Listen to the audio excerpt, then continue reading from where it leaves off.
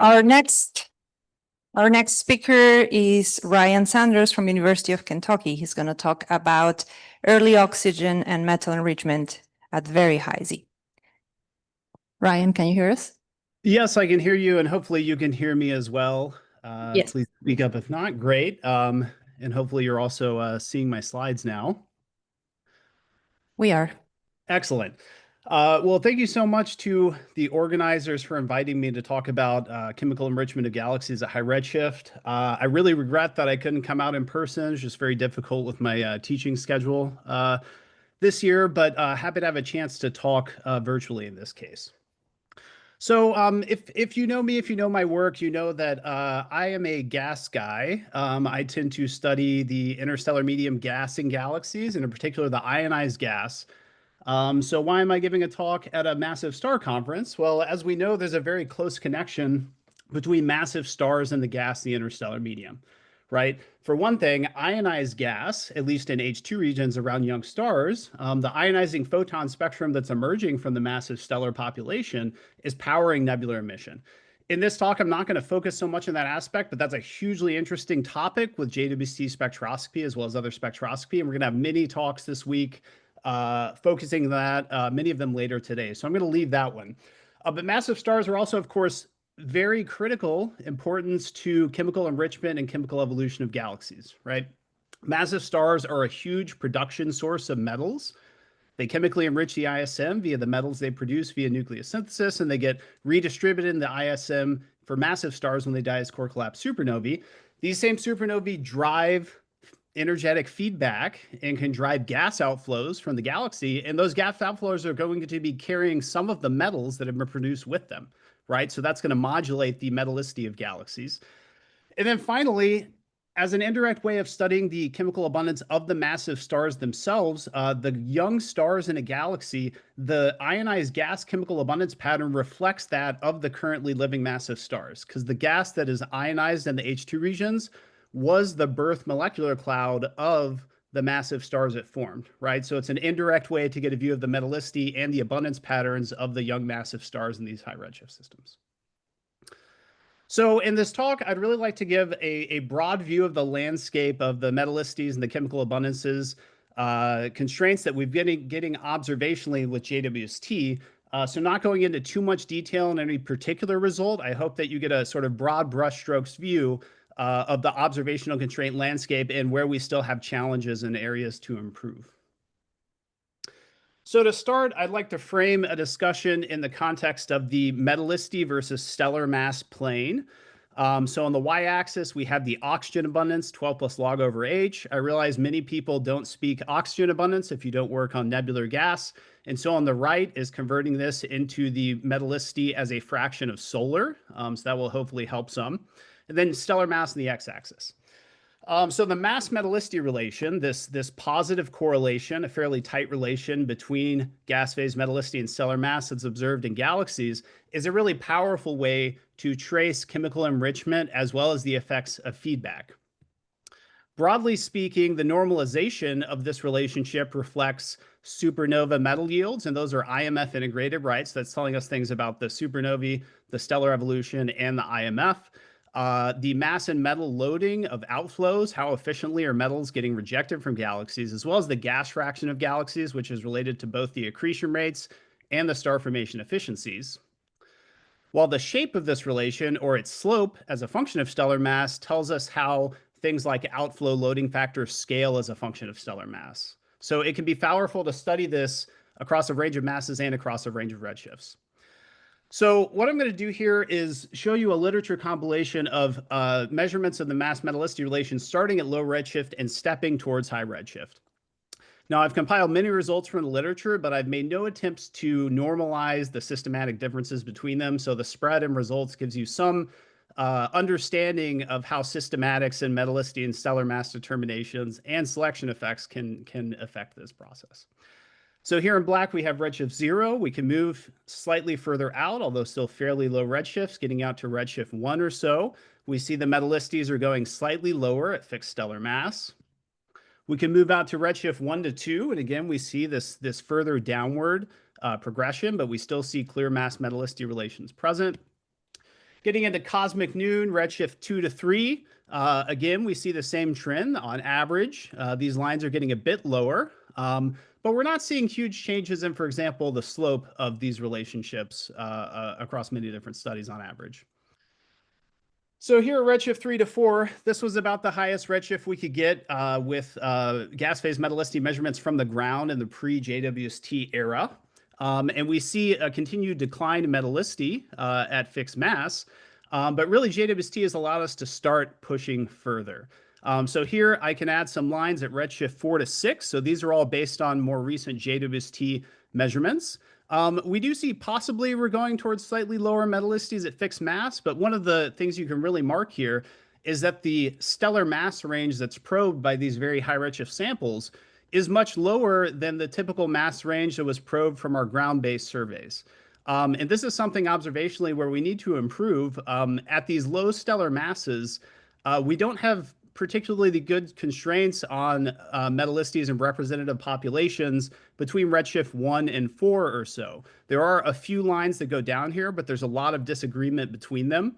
And so we need to do some work establishing actually the lower redshift low mass context to understand the context for low mass high redshift galaxies. Now we can go even further. Rest optical lines can be traced even up to redshift 10 with JWST. And here we see in this light blue color some additional lines at redshift 7 to 10. These don't look that different from the redshift 4 to 6 metallicities, actually. And so this is a possible hint that perhaps this evolution lower in the mass metallicity relation might slow down or stall out as we approach high redshifts. There might be a sort of metallicity floor, at least in the sample average population, at fixed mass when we get to very high redshift. So what are some sort of broad stroke things we can get here? There's a lot of systematic disagreement between mass metallicity relations from different studies, but I think it's kind of striking here that actually a lot of it is not too dissimilar when you look at it from a bird's eye view. The scaling of metallicity with stellar mass seems to go with the power law index that's somewhere between 0.2 to 0.4. And this doesn't really seem to be changing that drastically as a function of redshift, even up to redshift of 10. And we have this slowly decreasing rate of metallicity at fixed mass. This goes at a rate of roughly minus 0.1 dex per redshift at fixed stellar mass, but it might be slowing down at redshift greater than 4. And we need more data and a finer redshift sampling at those high redshifts to really track that and then compare that to theory and simulations. So we get a view that's a bit messy when we take, measurements from this paper and that paper. It turns out if you do this in a systematic way to control the systematics across samples in different redshifts, you get a much cleaner picture. This is work by my PhD student, Shweta Jain, where she's taken samples at 6 different redshifts from redshift 0 to redshift 3.5 and uniformly analyzed them using the same consistent techniques and set of emission lines to infer the metallicities and also controlling for systematics and stellar mass. And we see a much more organized and uniform evolution of the mass metallicity relation from redshift 0 out to about redshift of 4. We find that this can be fit with a power law slope at the low mass that is the same across this entire redshift range, which might imply that the mass scaling of outflow metal loading factors does not change over this redshift range. And then we find a downward evolution rate of the normalization, again, of about minus 0.1 dex per mass. Now, one thing that we see here is that here we had we could use samples that were highly representative and complete for main sequence star-forming galaxies, these redshifts. And at higher redshifts of JWST, there's still a very significant effect of selection effects. There's significant incompleteness in the spectroscopic samples, and we really need at higher redshifts to evaluate how representative the samples are to truly be able to interpret it. And to do a lot of that, we simply need to continue increasing statistics and depth of the spectroscopy we're getting with JWST. This is another way of looking at what I was just saying. On the left is the normalization of the mass metallicity relation at 10 to the 10 solar masses as a function of redshift. Black is our observational data points and trend. And on the right is the low mass power law slope measured independently at each redshift bin.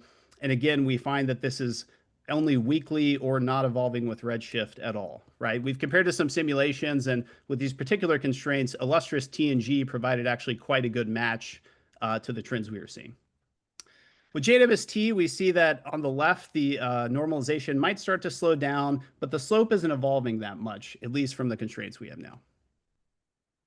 Now, that's only up to redshift of 4 or so. JWST was made to explore the most distant reaches. And of course, we are detecting strong metal lines from galaxies at redshift greater than 10, both in the rest frame ultraviolet on the left. We've got GNZ11, very famous spectrum. Also, MOMZ14 on the bottom at redshift 14.4, the current record holder. These have strong lines of, for example, nitrogen 4 or carbon 4. These are not only metal lines, so they must be relatively enriched.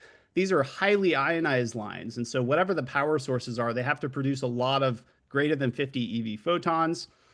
And JWST MIRI has actually been great about giving us access to the rest optical of high redshift sources. For example, oxygen 3 or H alpha detections at redshift greater than 10.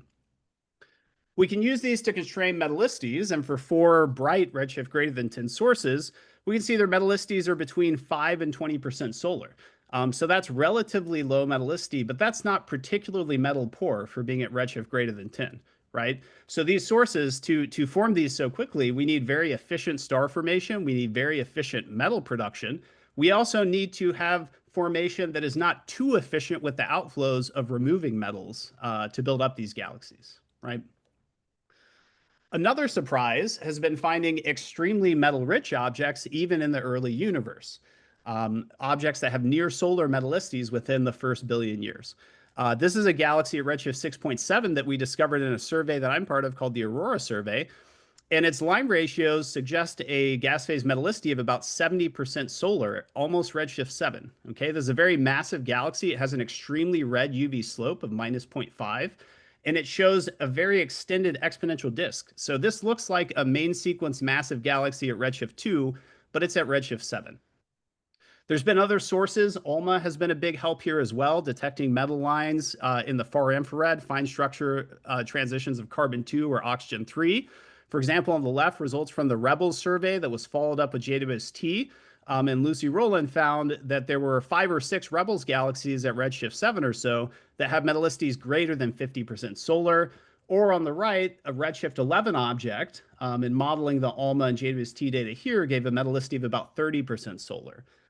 So these things, despite their high redshifts, have quite high metallicities. And in this plane, they would fall closer to where redshift 1 to 2 galaxies tend to fall than redshift greater than 6 galaxies. So again, we need some very efficient star and metal formation to create these objects, and they challenge theory.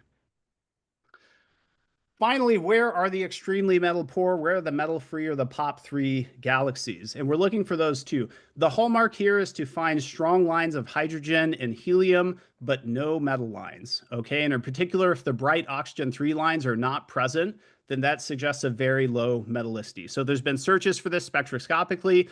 One object on the left, LAP1, is a highly lensed galaxy that has H beta. It has weak O3, but the O3 is detected. So it's metal poor, but it is not metal free. On the right is perhaps our best candidate to date. This is Amore 6 at redshift 5.7 from Takahiro Morishita. And this galaxy has an H beta detection, but only upper limits that are pretty constraining for oxygen 3. So it suggests an extremely low metallicity, possibly metal free. Another example, all the way down at redshift 4 from Eros Venzela right here, where we also lack the O3 lines. And that would be puzzling if we can have POP3 pockets surviving all the way down to redshift 4. So these objects lie over here. But if you take a look at this, here, metallicity going down to -2 is 1% solar.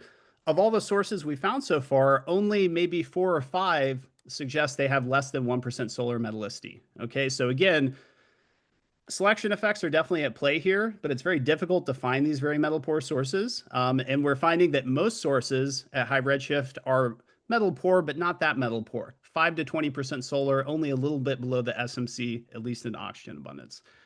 So there's a lot of challenges here. One is, how should we model the chemical evolution of galaxies with bursty star formation histories? We tend to use analytic models that assume smooth formation, and we really can't use that at high redshift. Finding and confirming observationally more extremely metal poor or POP3 galaxies is definitely a challenge. We need very deep spectroscopy to find those sources. Assembling representative samples at redshift greater than 5 is also something we really need to work on to understand what we're learning about the average galaxy population. And then at lower redshifts, we need to improve our work at the low mass end. Even though it's low redshift, there's still a lot of exciting new things we can learn. So in the final few minutes, I am definitely going to run out of time for some of this, but I want to talk beyond oxygen. We can look at many other chemical elements, right? And JWC is giving us the ability to measure multi-element chemical abundance patterns. This is really powerful because different elements are enriched by stars of different masses that trace different timescales. So we can use this to constrain galaxy formation histories and formation timescales. And this has been remarkably successful in reproducing, for example, the chemical abundance patterns of the Milky Way stars. And this is work by Chiaki Kobayashi with a standard model that includes core collapse supernovae, type 1a supernovae, and AGB wind enrichment. But what if we find things that can't be reproduced by that standard model? And GNZ11, with its high nitrogen to oxygen abundance at low metallicity, is one of these things, right? So this has suggested that we have to look elsewhere for enrichment mechanisms that can produce galaxies like this. And we've heard great introduction from Volker of some of the many possibilities that have been proposed. So deep spectroscopy is really the key to being able to pin down the abundances of multiple elements in these galaxies. And JWC is giving us these beautiful spectra. This is a redshift 2 galaxy. We've got dozens of detected emission lines. So we can really do the type of science that we're used to doing for Milky Way H2 regions, we can now do for high redshift galaxies. Pinning this down really depends on being able to use something called the direct method to measure chemical abundances. This is where you can detect these weak auroral emission lines like O3 4363. You can measure the plasma temperature in the H2 regions, and then you can convert line brightnesses into abundance ratios for different elements. Okay. So JWST has been wildly successful in detecting these lines. We now have something like approaching 200 high redshift galaxies with auroral emission line detections. One of the things that we can do with these is recalibrate the strong line metallicity diagnostics that are used to create those mass metallicity constraints I showed you earlier. We've made great progress on recalibrating these in the high redshift universe. We can also measure the mass metallicity relation using only these direct method metallicities. And this is work that my postdoc at UK, Aliyama and Kostavan is working on. We're finding something very similar to what we found earlier with the strong line methods. So I won't say too much about that. But I want to just show briefly what we're finding for some of the different chemical elements. So one of these is neon. This shows neon over oxygen versus oxygen abundance. We expect that this should be pretty close to the solar value because they both come from core collapse supernovae. And we find that's true from early JWST work of redshift 5 galaxies and also from much larger samples. This is more than 100 galaxies between redshift 2 and 10 with direct neon over oxygen constraints, very close to the solar value. We can measure very accurate helium abundances by modeling multiple helium-1 lines at once.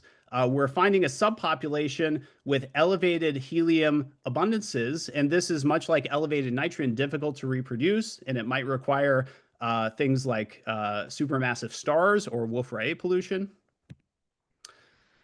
Carbon over oxygen for most high redshift galaxies seems to be following the local H2 region galaxies. The local is shown by the gray points, and we see in color high redshift galaxies. There's about 30 galaxies, a compilation here. But we're occasionally finding some rare sources like GSC12 that Volker mentioned that are enhanced in carbon, and that's really opening up doors to look for something more exotic. And then, of course, nitrogen has received a lot of discussion, right? Not only GNZ11, there's now been several sources at redshift greater than 6 that have these extremely high nitrogen to oxygen abundances. Interestingly, all of these constraints are from rest UV nitrogen and oxygen lines. When we measure N over O from the rest optical nitrogen 2 over oxygen 2 ratio, we find some scatter in N over O, but the vast majority of the galaxies lie close to the local sequence, and the outliers are not nearly as enhanced in nitrogen to oxygen. So we need to do some work understanding nitrogen enhancement in high and low ionization gas and how they relate. And really, producing high N over O, but normal C over O, that's what's really difficult in the chemical evolution models and why we're having to look for different things. Argon and sulfur to oxygen, we're finding for large samples, nearly 50 high redshift galaxies, that they essentially all have subsolar AR over O and S over O. And this can actually be explained by a lack of enrichment from type 1a supernovae, as well as the metallicity dependence of argon and sulfur production in the supernova yield models. So while this looks very strange compared to redshift galaxies, we can actually explain this with standard chemical evolution models due to the young ages and the rapid formation timescales at high redshift. And we're really starting to approach large samples with these abundance measurements. This is a sample of 36 galaxies. All 36 of them have constraints on all of these elements. And so we can do population level statistics. And to wrap up here, with the most detailed spectra, we can constrain up to 11 different elements, as well as correct for the dust depletion in the gas phase measurements. So I've gone a little bit long, so I'm not going to dwell on this. I'm going to go and put up my conclusions here, but would happy to take questions from people and also interact over the Zulip channel for questions later in the week, since I'm not there in person as well. Thank you. Thank you, Ryan.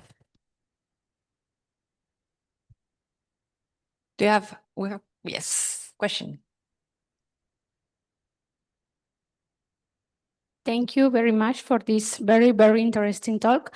I would like to know I would like to know, what do you think that this is the reason to observe anomalous high nitrogen over oxygen abundance at high redshift galaxies? What do you think that this is the reason? Yeah. So I think it's definitely not clear yet. I guess if I go back to one of these, there are a number of models that have been proposed, and I think in different. Well, I'm going to the wrong slide, I believe.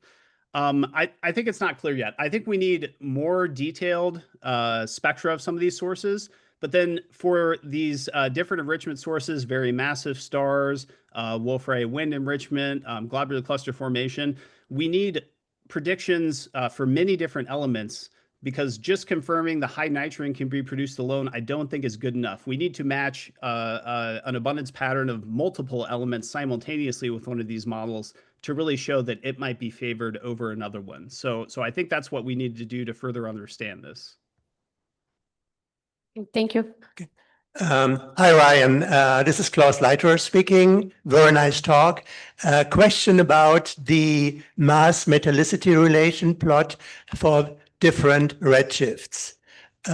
You attach the label ISM to this plot, but is this really a fair apples to apples comparison? So I believe that you measure the ISM abundance at low redshift, but isn't it true when you go to very high redshift, you're more likely to measure the outflows, the CGM, which might be enriched in, say, alpha elements, oxygen, and could that be an additional effect that contributes to the offset at various redshifts? Yeah. Thanks, Klaus. That's definitely a very interesting point. It is true that with more intense ionized gas outflows, you might get a larger contribution to, say, the rest optical nebular lines from outflowing gas rather than sort of systemic gas in H2 regions. I think we can start to get an answer in this by looking at the kinematics of resolved line profiles in the spectroscopy. So in the deep spectra, we can usually deconvolve the broad outflow component from the narrow systemic nebular component. And we are definitely seeing, broad components. When you go deep enough, you see them in most galaxies. But they're not making up a majority of the flux in the lines. And so I don't think it's going to be a huge bias. But if we can deconvolve them and then measure the metallicities only from the narrow component, that would be a little more fair. But it takes very high quality data to be able to separate those two. Thank you, Ryan. Let's thank Ryan again. Thank you.